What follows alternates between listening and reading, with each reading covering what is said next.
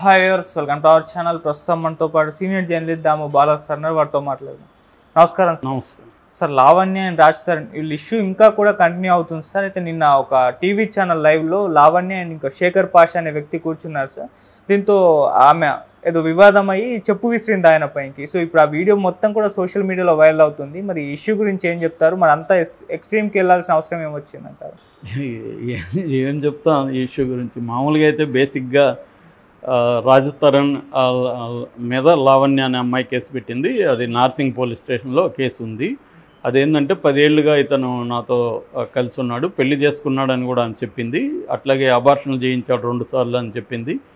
So ఇప్పుడు అతను నన్ను వదిలేసాడు కాబట్టి అతను మీద చర్య తీసుకున్నాను ఆమె కేసు పెట్టింది. మామూలుగా ఇప్పుడు కొత్త సెక్షన్ BNS 69 ప్రకారం అయితే ఫాల్స్ ప్రామిసెస్తో ఎవరైనా ఒక అబ్బాయి తప్పుడు హామీలు ఇచ్చి ఒక అమ్మాయితో సహజీవనం చేసి తర్వాత విరమించుకుంటే అతనికి 10 ఏళ్ళ వరకు జైలు శిక్ష ప్లస్ ఫైన్ కూడా పడే అవకాశం ఉంది.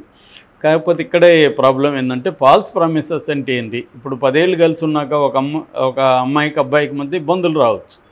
ఆ అమ్మాయికి ఫర్ ఎగ్జాంపుల్ ఆ అమ్మాయికి మల్టిపుల్ అఫైర్స్ ఉండొచ్చు. ఆ అమ్మాయి తన తల్లిదండ్రులని నీచంగా హీనంగా చూడొచ్చు. ఎగ్జాంపుల్ చెప్తున్నాయి. అలాగా ఉన్నప్పుడు ఈ అబ్బాయి ఏం చేయాలి? బలవంతంగా అమ్మాయి దగ్గరే ఉండాలా? అమ్మాయితో విడిపోయి ఇంకొక అమ్మాయితో కలిసి ఉండే హక్కు అబ్బాయికి లేదా అన్న చర్చ ఇక్కడ వస్తుంది. సో ఇది అంటే కల్చర్లో విపరీతంగా మార్పులు వచ్చేసాయి. దానికి తగినట్టు చట్టాలు ఉండట్లే. చట్టాలేమో పాత పద్ధతుల్లోనే మగవాళ్ళే నేరస్తులు అన్నట్టుగా చెప్తుంది. కల్చర్లేమో అమ్మాయిలలో చాలా మార్పు వచ్చేసింది. అమ్మాయిలకి ఫైనాన్షియల్ ఇండిపెండెన్స్ వచ్చింది, ఫ్రీడమ్ వచ్చింది. వాళ్ళకి ఇప్పుడు ఏంటంటే ఆశలు కోరికలు పుట్టాయి. తమకి 10 మంది అబ్బాయిలతో ఎంజాయ్ చేయాలి. అట్ ద సేమ్ టైం ఒకడు సెక్యూరిటీగా ఒక మొగుడు అనేవాడు కావాలి. వీడేమన్నా చేస్తే వీడిని కేసు పెట్టి వేధించాలి.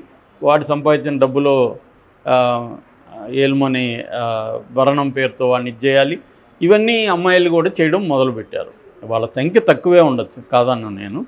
ఎంత ఉందనేది ఎవరు రీసెర్చ్ ఏం దాని మీద చేయలేదు కానీ బట్ పెరుగుతుంది. మన కళ్ళ ముందు అయితే చాలా కేసులు నేనైతే వింటున్నాను. సో ఈ కాంటెక్స్లో చట్టమేమో క్రిమినలైజేషన్ ఆఫ్ సిటిజన్లను నేరస్తులుగా చూసే విధంగా చట్టాలు ఉంటున్నాయి. కల్చర్లో తీసుకున్నప్పుడు విపరీతంగా మనకి మార్పు వచ్చేస్తుంది. ఈ కాన్ఫ్లిక్టు రాజ్ తరుణ్ లావణ్య విషయంలో కూడా కనబడుతుంది. రాజ్ తరుణ్ లావణ్య మనకు అర్థమైంది, నేను స్టడీ చేసిన దాన్ని బట్టి. వాళ్ళిద్దరూ కొంతకాలం కలిసి ఉన్నారు. ఈ అమ్మాయికి వేరే అఫైర్లు ఉన్నాయి, ఆ అబ్బాయికి వేరే అఫైర్లు ఉన్నాయి. ఇది ఈ జనరేషన్లో ఉండే లక్షణాలే.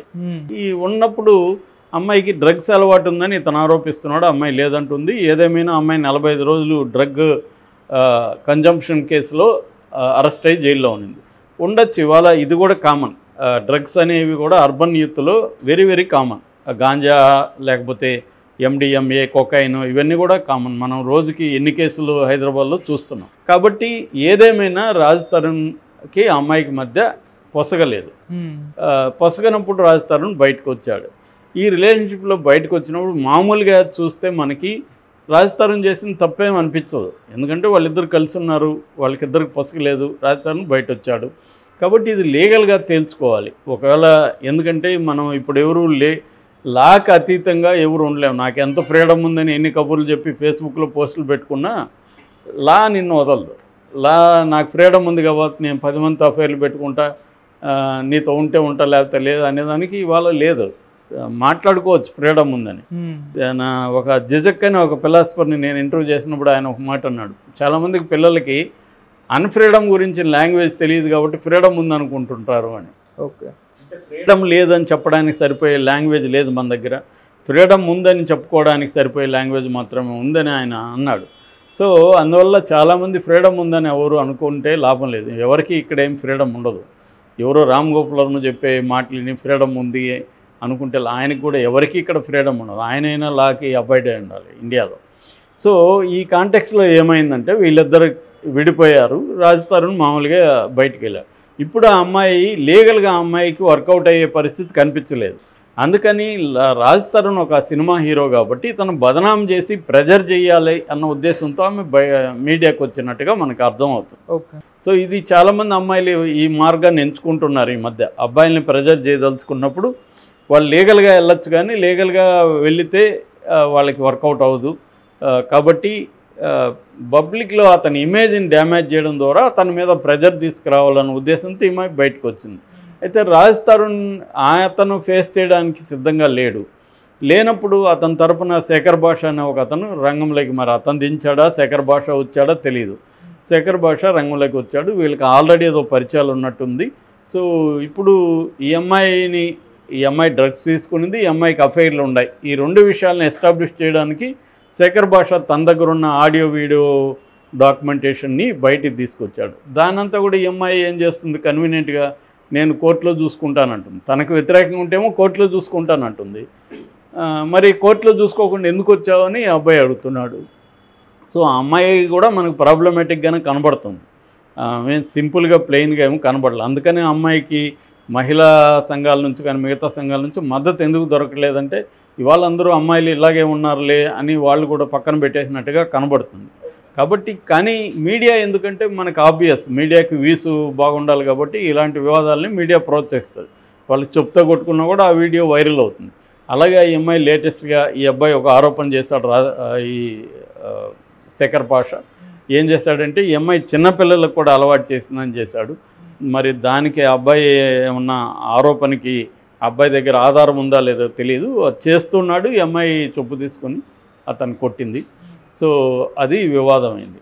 సో నిన్న కొన్ని పరిణామాలు జరిగాయి. అదేంటంటే ఈ అమ్మాయి వైపు నుంచి చూసినప్పుడు ఈ అమ్మాయి వాళ్ళ ఇంటికి వెళ్ళి రాజ్ తరుణ్ లేనప్పుడు వాళ్ళ అమ్మ నాన్న ఇంట్లో ఉన్నారు, వాళ్ళ ఇంటికి వెళ్ళి తలుపులు దెబ్బ బాధడం, బెల్లులు కొట్టడం, అక్కడ న్యూసెన్స్ క్రియేట్ చేసి ఆ వీడియో కూడా బయటకు వచ్చింది. దాంతో వాళ్ళ అమ్మ నాన్న వెళ్ళి పోలీసులో కేసు పెట్టారు. ఈ అమ్మాయి మమ్మల్ని ఇబ్బంది పెడుతుంది, మాకు ఆల్రెడీ బీపీలు ఉన్నాయి, మాకు టెన్షన్ వస్తుంది, మాకు ఆరోగ్యం దెబ్బతింటుందని వాళ్ళు పెట్టారు కేసు ఈ అమ్మాయి మీద.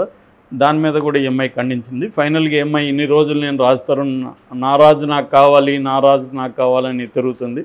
ఇప్పుడు నాకు ఇంకా అతను వద్దనుకున్నప్పుడు నేను ఏం చేయలేను, అతను చనిపోయినాడు అనుకుని దండేసి నేను నా లైఫ్ నేను జీవిస్తాను, కానీ నాకు జరిగిన అన్యాయానికి న్యాయం జరగాలంటుంది. లీగల్గా చూసుకున్నప్పుడు ఆమెకి అన్యాయం జరిగిందని కోర్టులో ప్రూవ్ అయితే మనం మాట్లాడడానికి ఏం లేదు. కానీ బయట నుంచి చూసినప్పుడు మీరిద్దరు కలిసి ఉన్నారు, మీరిద్దరూ అబార్షన్ అంటుంది. అబార్షన్ ఏమి వద్దని చెప్పాలి కదా, మరి ఎందుకు చేసుకుంది ఈమె కూడా.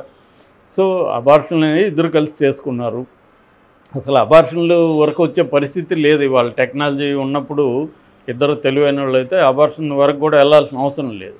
72 hours ఏదో పిల్లు ఉంది, ఇంకా చాలా ఉన్నాయి కాంట్రాసెప్టివ్ మీద, అవన్నీ ఎందుకు పాటించలేదు తెలియదు. మరి సరే అబార్షన్ వరకు తెచ్చుకున్నారు, 10 ఏళ్ళు అయిపోయింది. అతను వద్దనుకున్నప్పుడు ఈ అమ్మాయికి కూడా వేరే అఫైర్లు ఉన్నాయి అనేది మనకు అర్థమవుతుంది. ఉన్నప్పుడు మరి ఎందుకు మళ్ళీ వాడే కావాలి? ఇక్కడే సమస్య. అమ్మాయిలకి ఏంటంటే ఇప్పుడు ఇవాళ జగ్మంట్ బౌమన్ అనే సోషాలజిస్టు దీని మీద చాలా వర్క్ చేసి ఆయన లిక్విడ్ లవ్ అనే ఒక బుక్ కూడా రాశాడు. అదేంటంటే ఇవాళ డిస్పోజబుల్ లవ్లు ఉన్నాయంటాడు. అంటే use and throw love, dispose చేసేయడం, ఒకసారి ప్రేమ ఉండడం దాన్ని డిస్పోజ్ చేసేయడం. అలాగే అన్ని డిస్పోజబుల్ గూడ్స్ వచ్చినట్టుగానే ప్రేమ కూడా ఒక డిస్పోజబుల్ గూడ్ అయిపోయింది. కాకపోతే ఇక్కడ మన ఇండియాలో చూసుకున్నప్పుడు అమ్మాయిలకి సెక్యూరిటీ కావాలి, ఆ సెక్యూరిటీ కోసం ఒకడు కావాలి. వాడికి మొగుడని పేరు పెట్టు, సహజీవనం ఒకడు ఉండాలి, ఒకడు ఉండి ఈమె ఎవరితన్నా తిరగచ్చు, ఏమన్నా చేయొచ్చు. అది ఆ ఫ్రీడమ్ ఉండాలి. మళ్ళీ సో ఫ్రీడమ్ ఉండాలి, సెక్యూరిటీ ఉండాలి, ఫ్రీడమ్ని ఎంజాయ్ చేయడానికి కావాలన్న డబ్బులు ఉండాలి, ఇన్ని డిమాండ్స్ ఉన్నాయి. ఇవన్నీ నెరవేరే పరిస్థితి గ్రౌండ్లో లేదు. ఇందువల్ల ఈ క్రైసిస్ వస్తూ ఉంది వీళ్ళిద్దరి మధ్య కూడా, అలాంటి క్రైసిసే. సో ఇప్పుడు ఇతను అరెస్ట్ కాకుండా ఉండడం కోసం బెయిల్ కోసం ఇతను కూడా హైకోర్టులో వెళ్ళాడు. ఈరోజు విచారణ ఉంది. సో నార్సింగ్ పోలీసుల నుంచి సమాచారం కలెక్ట్ చేయమని హైకోర్టు పీపీని ఆదేశించిందన్న. సో ఇది ఫైనల్గా లీగల్గా తేలాల్సింది తప్ప సమాజంలో మనం కూర్చొని జడ్జిమెంట్ ఇవ్వలేము. ఎందుకంటే మనకి లోతైన సమాచారం ఇరువైపుల నుంచి లేకుండా ఒకరి వైపు సైడ్ తీసుకొని మనం చెప్పలేము. ఆ అమ్మాయికి అన్యాయం జరిగి ఉండొచ్చు, అతనికి ఇబ్బందులు కలిగి ఉండొచ్చు. వాళ్ళిద్దరు కలిసి కోర్టులో తేల్చుకోవాలి, లేదు వాళ్ళిద్దరి చెందిన పెద్ద మనుషుల సమక్షంలో తేల్చుకోవాలి. తేలినప్పుడు కోర్టులో తేల్చుకోవాలి. పబ్లిక్గా రావడం వల్ల ఏముండదు, ఇంకా ఘోరంగా ఇద్దరికి ఇబ్బందులు తప్ప మీడియా కొంతవరకు వ్యూస్ వస్తాయి, మనలాంటి వాళ్ళు చెప్పుకోవడానికి తప్ప ఏముండదు. దీంట్లో నుంచి ఏంటంటే అమ్మాయిల అబ్బాయిల రిలేషన్స్లోకి ఎంటర్ అయ్యేటప్పుడే జాగ్రత్తగా ఉండాలి. ఎంటర్ అయినాక కాన్సిక్వెన్సెస్ ఏంటి, ఎప్పుడైనా ఏ రిలేషన్షిప్లోకి ఎంటర్ అయినా వరస్ట్కి ప్రిపేర్ అయి ఉండాలి. వరస్ట్ అంటే ఏం జరగచ్చు, ఈ రిలేషన్షిప్లో వరస్ట్ అంటే ఏం జరగచ్చు. సో ఎంట్రీ ఈజీ, ఎగ్జిట్ కష్టం ఎప్పుడైనా. సో ఎగ్జిట్ కూడా ఆలోచించుకొని ఎంటర్ అవ్వడం ఇంపార్టెంట్ అనేది దీని నుంచి అబ్బాయిలు అమ్మాయిలు నేర్చుకోవాలి, ముఖ్యంగా అబ్బాయిలు. ఎందుకంటే రాబోయే కాలంలో 69 యాక్ట్ సెక్షన్ BNS 69 గురించి ప్రతి అబ్బాయి తెలుసుకోవాలి. నేను ఆల్రెడీ సపరేట్ వీడియో చేశాను. సో దీంట్లో ఖచ్చితంగా అబ్బాయిలు కూడా విక్టిమ్స్ అవుతున్నారు. అనేక హైకోర్టు తీర్పులు కూడా ఈ మధ్య చెబుతున్నాయి. ఎందుకంటే 16 ఏళ్ళ అమ్మాయి 18 ఏళ్ళ అబ్బాయిని సెడ్యూస్ చేస్తుంది, వాడు అమ్మాయితో లైంగిక అఫేర్ పెట్టుకుంటాడు. దాని తర్వాత వాళ్ళ ఇంట్లో వాళ్ళు ఎంటర్ అయ్యి వాడి మీద రేప్ కేసు పెడతారు, పోక్సో కేసు పెడతారు, దాంతో బెయిల్ రాదు, వాడి జీవితం నాశనం అవుతుంది. సో ఈ అమ్మాయి సెడ్యూస్ చేసి ఉంటారు అని హైకోర్టు అవసరం ఉంది. Thank you so much sir.